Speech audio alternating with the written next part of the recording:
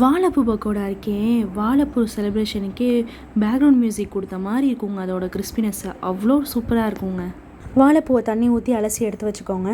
இப்போ ஒரு பவுலில் 2 கரண்டி கார்ன்ஃப்ளவர் மாவு, 1 கரண்டி கடல மாவு, கொஞ்சமாக அரிசி மாவு, 1 ஸ்பூன் மிளகாய் தூள், 1/4 ஸ்பூன் மஞ்சள் தூள், தேவையான அளவு உப்பு, கொஞ்சமாக இஞ்சி பூண்டு பேஸ்ட்டு, லெமன் ஜூஸ் 1 ஸ்பூன் போட்டு நல்லா அதிலே கிண்டிக்கோங்க. கிண்ணதுக்கப்புறம் வாழைப்பூ அலசி வச்சுருக்கோலே அதையும் அதில் சேர்த்து நல்லா மிக்ஸ் பண்ணி விடுங்க. மசாலா நல்லா அதில் அப்சர்வ் ஆனதுக்கப்புறம் ஃப்ரிட்ஜில் தூக்கி ஒரு 10 நிமிஷம் வச்சுருங்க.